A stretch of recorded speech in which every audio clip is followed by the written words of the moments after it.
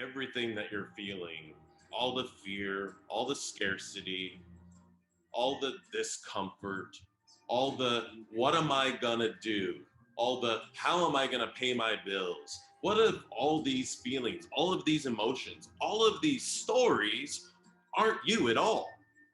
What if you are, as an empath, absorbing all of this energy, all of this emotion from the people in your life and from the consciousness surrounding you, from the people who co populate this planet that we share?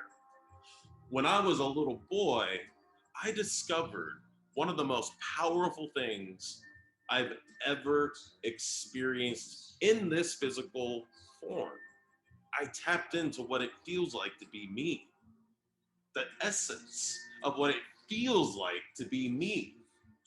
And in doing so, I realized that all of this noise, all of this anxiety, all of the anxiousness, all of the fear, all of the I can't do it, all of the I don't know what to do were things that I was absorbing from the collective consciousness, because energy is always affecting and being affected instantaneously and simultaneously with no beginning and no end.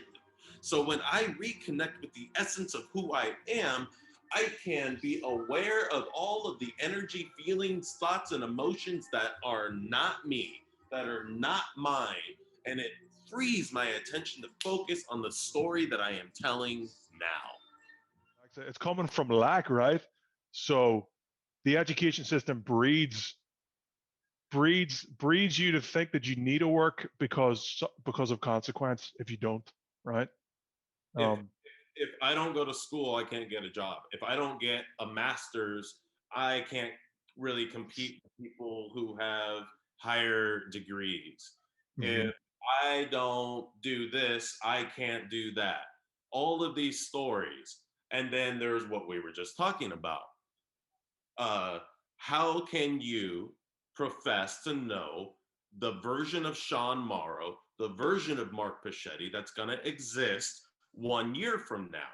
If you can't Mhm. take who you are right now with you, how could you possibly know, predict, or even think you're going to understand the version of you who exists in 1 year that wants totally different things, that's having completely different conversations, that's created totally different, brand new, extremely beautiful relationships, that has manifested way beyond anything the version of Sean Morrow thought was possible 1 year ago? How Mhm. can you know right now, projecting into the future, what that person who is not you today is going to be thinking, feeling, and wanting? You won't. You can't. You So can't.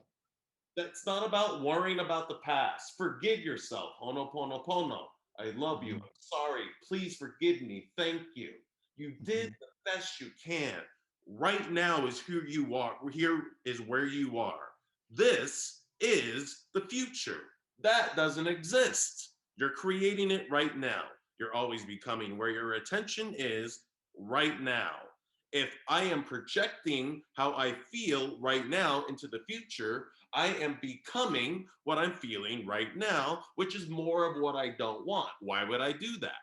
Because I need to plan ahead. I need to know what I'm doing. Okay, well, there's one thing to tell the story about what you want and keep your attention on that story and make sure everything that comes out of your mouth, self topic included, is important as fuck, because that's the story you're becoming. What you're talking about, what you're thinking about, what you're feeling about the most is where you're becoming right now. Put your attention there. Apply that discipline there. It becomes easy.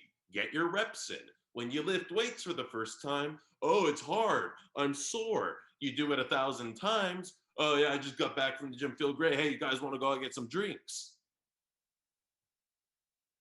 Takes 10,000 sidekicks to do one perfect. Bruce Lee, paraphrasing. Yeah.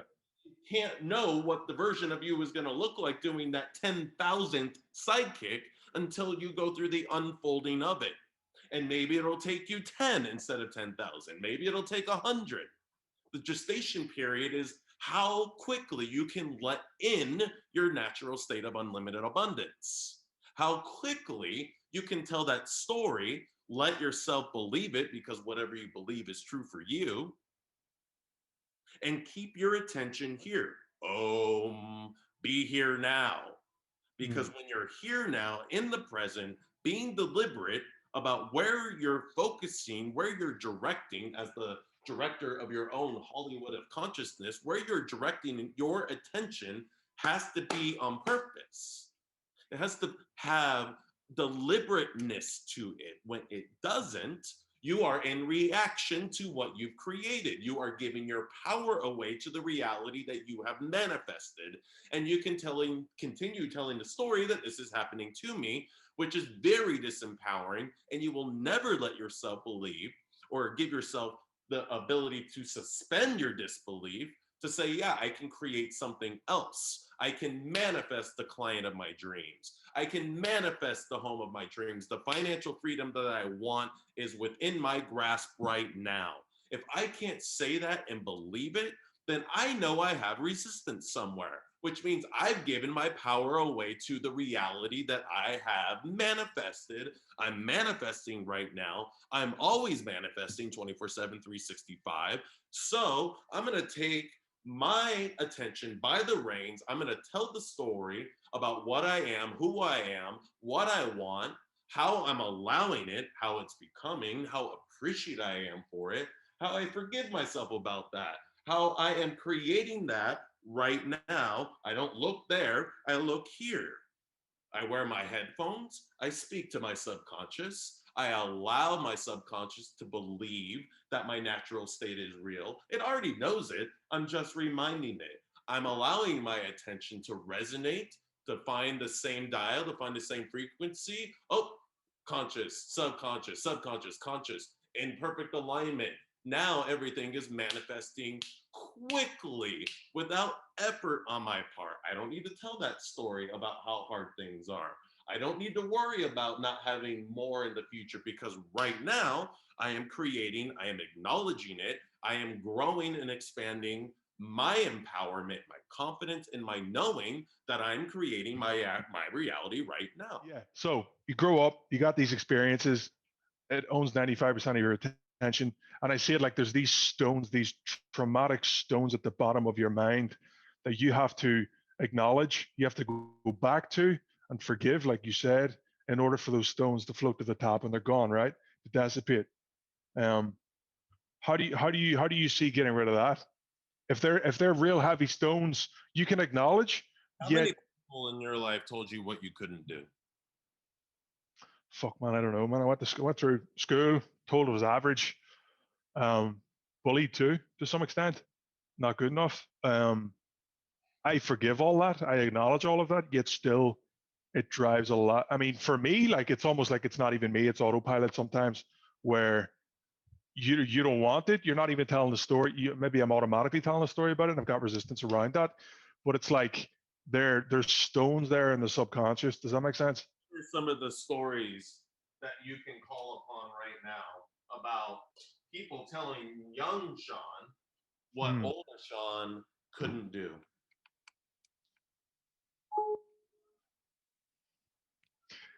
I'm trying to go back to the actual the memories. Like, I know I did the 11 plus when I was like 7 years old. When I was about 10 or 11 years old, you can do what's known as the 11 plus, which is an extremely difficult exam to get into the top grammar schools, right? After primary school. Um, what would that be like going into middle school, right? Um, I got a D, and I remember I was the only one in the class got a D, right? And so one of the memories I have was a guy, and he got a B or an A, and years later, I'm successful, he's not. It was a good fuck you, but still, I think that going back to me, I think a lot of that like I'm a failure, or I'm not good enough, or you're not naturally gifted. That's bullshit. I know it's bullshit, yet it still automatically seems to, I don't know, but it seems to drive a lot of my resistance. I don't know why. I know I acknowledge it's a story. I acknowledge that. I know and I forgive it. Yet it still drives a lot of what I do. So there's times, even though I'm aware and I'm not even like I'm like stepping back from the curtain of the mind and I can see the story pop up, yet it's still so fucking persistent. Like, does that Well, make look, sense? a young Sean Morrow took a test, Yep. standardized test made by people who don't understand Sean Morrow at all. Sean Morrow took that test, got a D. Hmm. And because people who don't understand Sean Morrow, his unique gifts and talents and personal unique genius, now Sean Morrow feels like I'm not good enough because I don't fit into the model that I'm surrounded by. Therefore, I'm not good enough. Even when I hear it, I know it's bullshit. Even when I hear it, it's like it's so fucking silly. Like I'm aware of that. Like, um, And yet, the PTSD, the trauma of that, of not feeling good enough and being able to instantly recall it and feel it. You can feel it, right? When you mm, mm, it be the it's like same thing. stored emotion, isn't it? Like it's just there. Like, We can beat ourselves up over the same thing until the end of time, or we can forgive ourselves today. mhm, Both are true, both are possible, both can happen right now. But we have to make that choice and constantly tell the truth. Anytime that I got a D in a standardized test by set up by people who don't understand me or really human beings at all, but this is the world I live. I have to negotiate and navigate my way around this. So if I'm not good enough in this, I must not be good enough to do this. mm, Wait a minute. This is here because I'm observing it. You're here because I'm observing it. I'm always creating my reality. I'm always creating new possibility. I can do anything. I can manifest it so much. And even if it isn't what I want, wow, it's amazing. mm. And I've been doing it unconscious, allowing my subconscious to influence my conscious. But now I'm aware of that and I Mhm. can acknowledge it. I can forgive myself for that now. I didn't know what I know now, what I'm aware of. Maybe I did back then. Maybe I knew more than I do now. And it got beaten out of me. And I'm waking back up, tapping back in, shedding all of the conditioning and programming from people who live an extremely scarcity driven lifestyle and reality. I don't want to be like that. My ability is Mm. unlimited. I can create anything. Possibility is always existing around me. I just need to tell that story. Mm. Subatomic particle can be anything. It's my observation of it that makes it become part of my reality. Huh, I can do this.